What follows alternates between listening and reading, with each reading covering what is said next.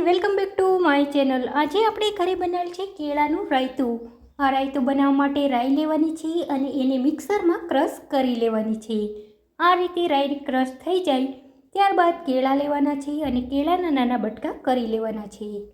એ સિવાય આપણે લીલા મરચાંના બટકા કરી લેવાના છે, આદું ખમણી લેવાનું છે, ખાંડ લેવાની છે અને ધાણા લેવાના છે અને છાશ લેવાની છે।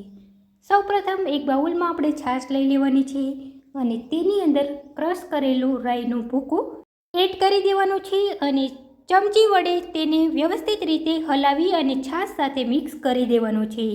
ત્યારબાદ રાયતામાં મસાલો કરવાનો છે, જેમાં સૌપ્રથમ આપણે ખાંડ ઉમેરવાની છે અને તેને છાશ સાથે હલાવી લેવાની છે।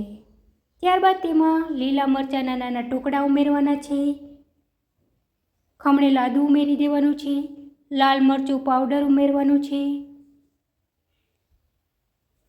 મીઠું ઉમેરી દેવાનું છે, ધાણા જીરું પાવડર ઉમેરી દેવાનું છે, થોડી હળદર ઉમેરી અને તેને વ્યવસ્થિત રીતે હલાવી અને મિક્સ કરી લેવાનું છે। ફ્રેન્ડ, આ રીતે બનેલું રાયતું ઠંડા થેપલા સાથે ખાવામાં ખૂબ જ સરસ લાગે છે અને જો તમે એકવાર બનાવીને ખાઈ લો તો વારંવાર બનાવીને ખાવાનું મન થાય એવી રીતનું ટેસ્ટી અને મસાલેદાર આ રાયતું બનતું હોય છે।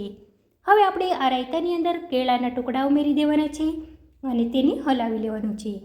ત્યારબાદ તેમાં થોડા લીલા ધાણા એડ કરી દેવાના છે। તો ફ્રેન્ડ, સાવ સરળ અને ઇઝી રીતે આપણું રાયતું બનીને તૈયાર થઈ ગયું છે। તો ફ્રેન્ડ, તમને જો મારું કેળાનું રાયતું બનાવવાનો આ વિડીયો પસંદ આવ્યો હોય તો મારા વિડીયોને લાઈક કરી, શેર કરી, મારી ચેનલને સબસ્ક્રાઈબ જરૂર કરી દેજો। મારા નવા આવનાર વિડીયોને જોતા રહેજો। Thank you for watching my video.